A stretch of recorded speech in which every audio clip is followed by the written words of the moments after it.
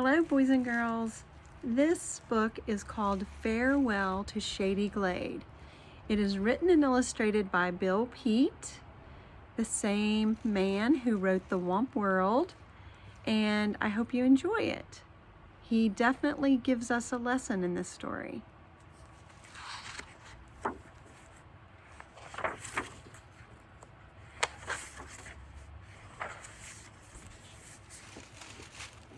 Shady Glade was a towering sycamore and a cluster of willows and cottonwoods along the banks of a winding creek.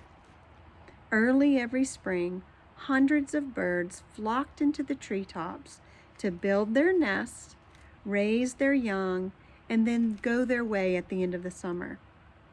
The year-round population of the glade was no more than 16.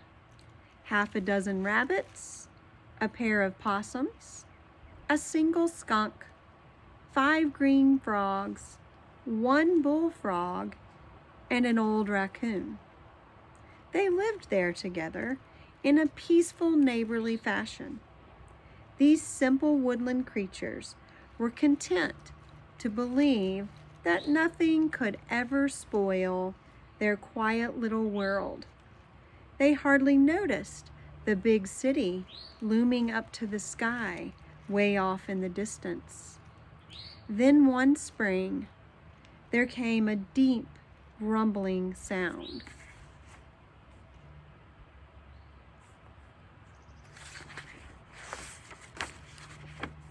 The rumbling began early in the morning and continued on through the day. Then along toward evening, it suddenly stopped. Each day, it grew louder and more ominous, and by the end of the week, the rumbling shook the whole glade. The trees trembled to their very roots, and the creek shivered in its banks. The birds stopped in the middle of their songs and nest building, then without a word took off in a fluttering flurry and went streaking out of the glade in all directions.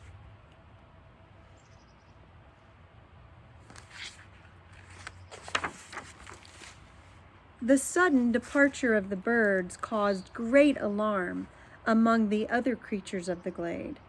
They wondered whether it was merely the noise that had scared them away, or if there was a threat of real danger. They quickly gathered in a frightened group around the wise old raccoon, anxious to hear what he thought about the mysterious rumbling. "It's not a train," said the old fellow, peering up at the railroad trestle that straddled the creek. "And there hasn't been a cloud in the sky for weeks, so the rumbling can't be thunder." "A little noise never hurt anyone," boomed the bullfrog. "Just the same," warned the raccoon, "we better find out what it is." And he went scrambling up the towering sycamore, all the way up the twisting trunk to the very top branches.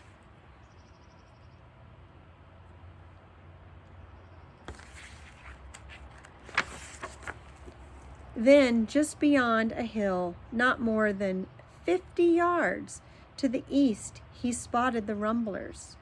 Monstrous machines gouging out whole clumps of trees in one scoop, a ton of earth in one bite, leaving nothing but their giant tracks on the barren ground. And they were heading straight for Shady Glade. "We're in for it," muttered the raccoon as he scurried down the tree to rejoin his friends.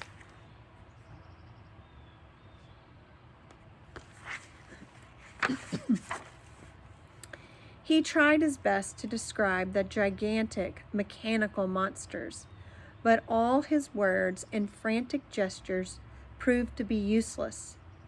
The blank, befuddled faces gave no sign of understanding. Then with one long forefinger, he attempted to draw one of the machines in the soft earth. A hodgepodge of scratchy lines, which merely confused them all the more. "Oh well," he sighed, the monsters will stop work before nightfall. Then you can all go see for yourselves.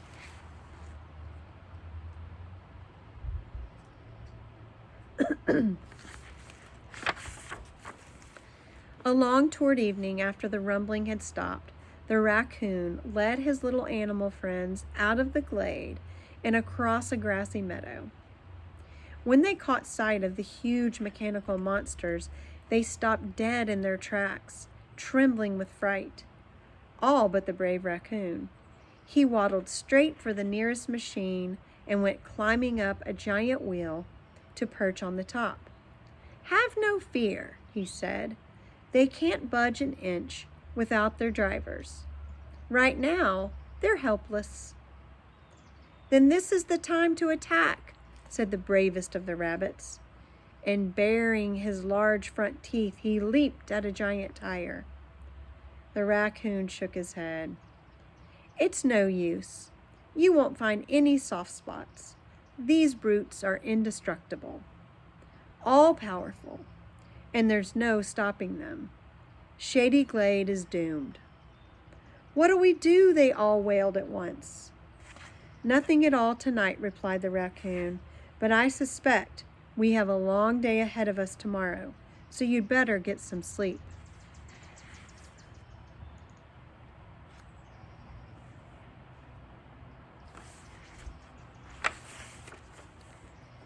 There was no sleep that night for the old raccoon. He sat up in the sycamore wide awake, trying to find an answer to their problem. Of one thing he was certain: they must leave Shady Glade. Where they would go, he had no idea. He had spent his whole life in the glade, and the trip out to view the machines was the farthest he'd ever ventured. The outside world was a big mystery. The raccoon only knew there was an awful lot of it. So he figured there was a very good chance of finding another Shady Glade out there somewhere. At least they must take that chance.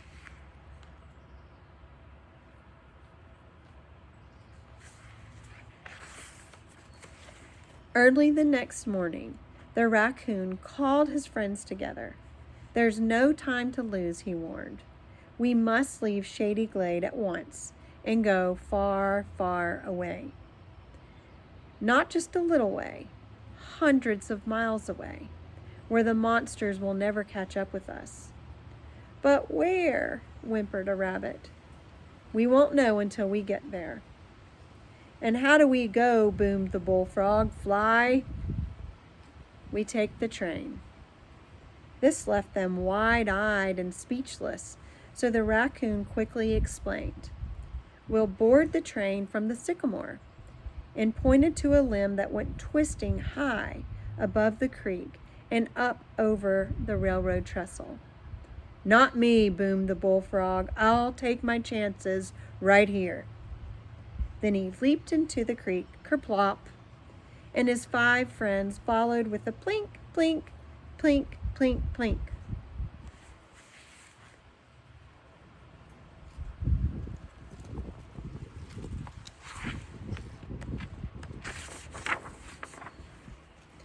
The rest were all eager and ready to go, and as the raccoon waddled up the limb, they were close at his heels.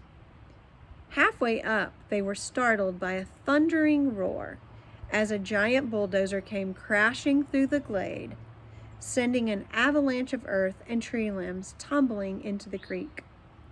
The frogs barely escaped.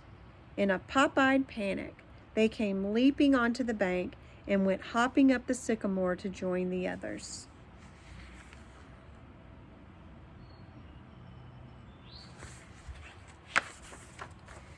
They were all no sooner bunched together over the trestle when a train whistle sounded above the roaring bulldozer.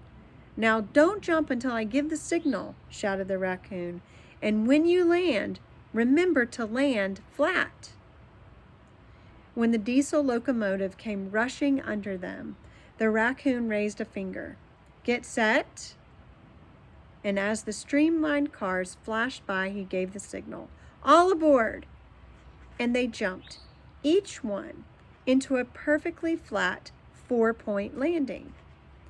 Everyone but the roly-poly raccoon, who hit with a big bounce and nearly rolled off before he caught himself. Then he turned for one last farewell look at Shady Glade, a fleeting glimpse of the sycamore as the great tree toppled and disappeared in a billowing cloud of dust.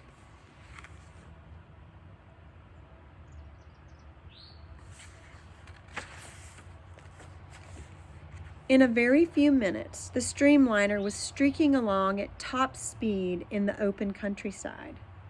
The rolling farmland stretched on and on, mile after mile, wheat fields and cornfields, and barbed wire fences as far as the eye could see.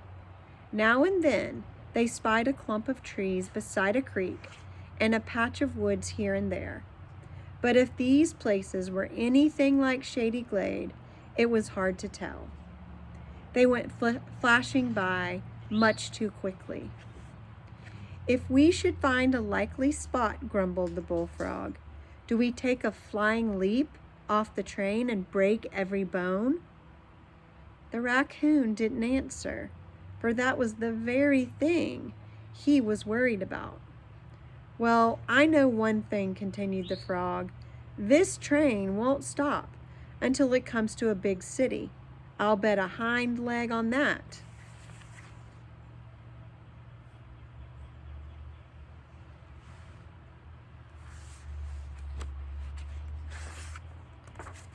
The bullfrog was right.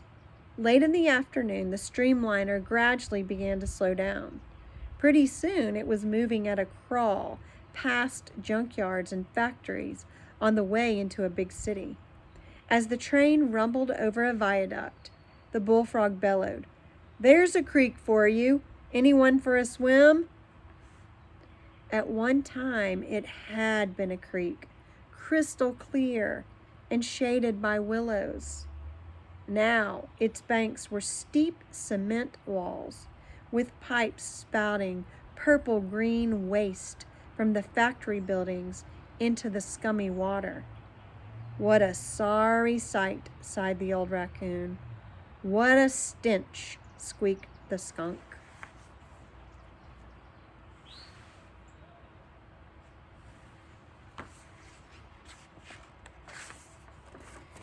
The train crept slower and slower until finally it shuddered to a stop in the eerie gloom of a cavernous railroad station. "I have a hunch this is the end of the line," boomed the bullfrog, "and the end of us, too." "All we can do," replied the raccoon, "is wait and see." They waited while the station clock ticked away an hour, and they watched the people crowding on and off the coaches. Streamliners kept coming and going, but still their train gave no sign of moving, and it appeared that once again the bullfrog was right, when suddenly the conductor shouted, "All aboard! All aboard!"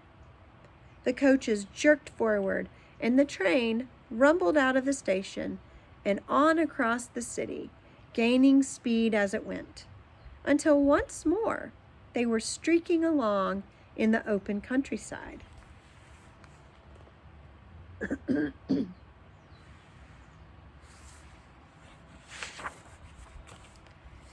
As the miles went rolling by through the long afternoon, the scenery began to change. Now the farmland was hilly, with more and more trees, and the old raccoon's beady eyes brightened with renewed hope. His friends didn't seem to notice. They were too travel-weary and drowsy to care, and one by one they dropped off to sleep.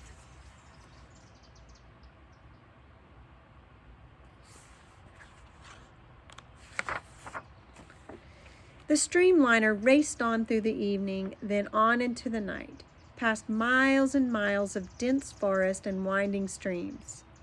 1,000 shady glades rolled into one, and only a few jumps away. But that first jump was impossible.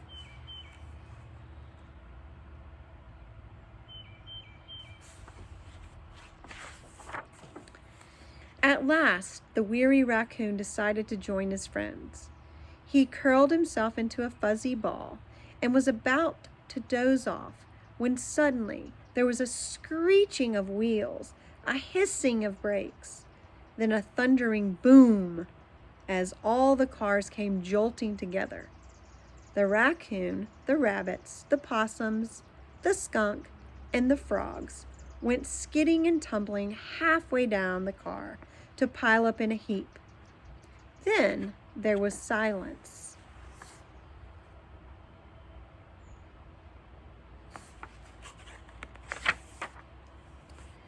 The train had stopped.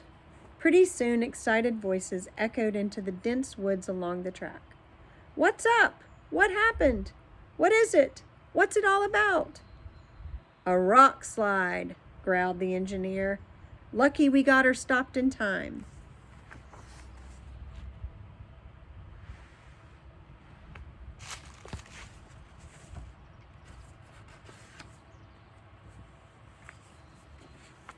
"More trouble," grumbled the bullfrog.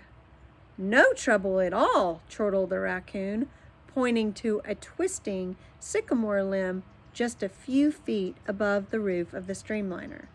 "Last stop, everybody. All off. End of the line." And the sleepy-eyed passengers from Shady Glade went trooping down the tree limb. Somewhere below in the darkness, they huddled together to finish their night's sleep.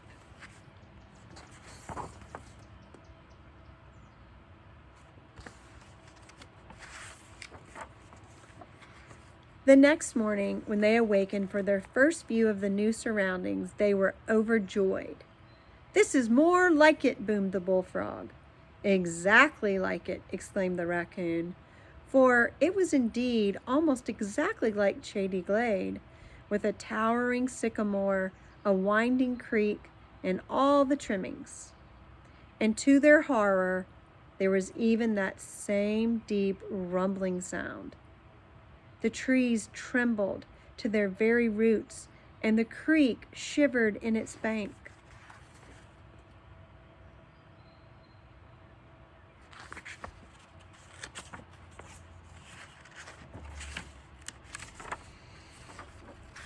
"It's not a train," muttered the raccoon, peering up at the railroad trestle. "But it could very well be thunder," he said, pointing to the rain clouds high overhead. There was a flicker of lightning, then more deep rumbling, and a gentle rain began to fall. "A little rain never hurt anyone," said the bullfrog as he kerplopped into the creek. "You're perfectly right," smiled the happy raccoon. "In fact, everything is perfectly right."